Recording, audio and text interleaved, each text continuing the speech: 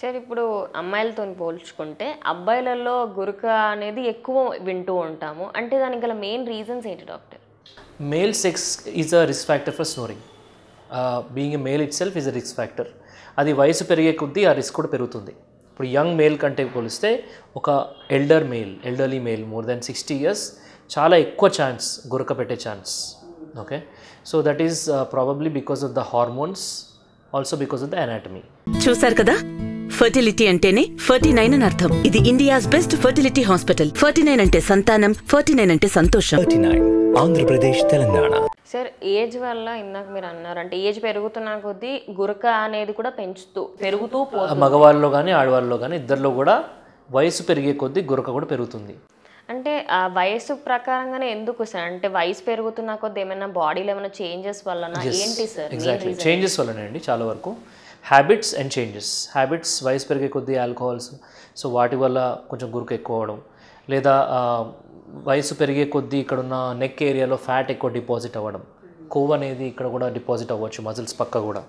ఆ మజిల్స్ యొక్క టోన్ కూడా తగ్గొచ్చు వయసు పెరిగే కొద్దీ. సో ఇలా మల్టిపుల్ ఫ్యాక్టర్స్ వల్ల ఓవరాల్గా ఏరియా అనేది సన్నగా అవుతుంది.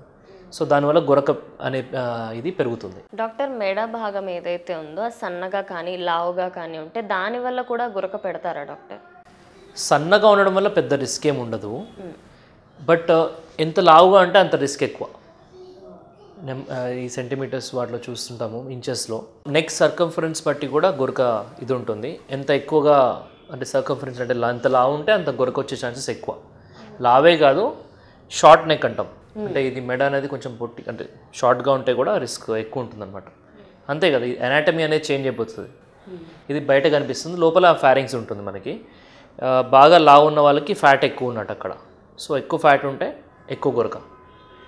షార్ట్గా ఉంటేనేమో ఏ ట్యూబ్ ఏదైతే ఉందో అది ఇంకా చిన్నగా ఉంటుంది కదా, సో ఛాన్స్ ఎక్కువ ఉంటుంది గురక రావడానికి. సో డాక్టర్, ఇందాక మీరు ఫ్యాట్ ఇక్కడ ఉంటే అన్నారు. చాలామంది ఒబేసిటీతోని బాధపడుతూ ఉంటారు. ఒబేసిటీ వస్తే ఒక్క రోగం అని కాదు, ప్రతి ఒక్కదానికి వాళ్ళు బానిసలు అవుతారు.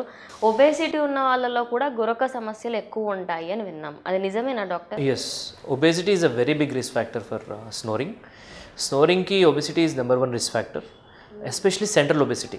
సెంట్రల్ ఒబేసిటీ అంటే ఈ పొట్ట ఏరియాలో ఎక్కువ ఫ్యాట్ ఉంటుంది. ఓకే, వాళ్ళకి ఎంత ఎక్కువ సర్కంఫరెన్స్ ఉంటే అంత ఎక్కువ గురక ఉండే అవకాశం ఉంటుంది అనమాట. ఎంత సెంట్రల్ ఒబేసిటీ ఉంటే గురకే కాదు అన్ని జబ్బులు ఎక్కువ వాళ్ళలో.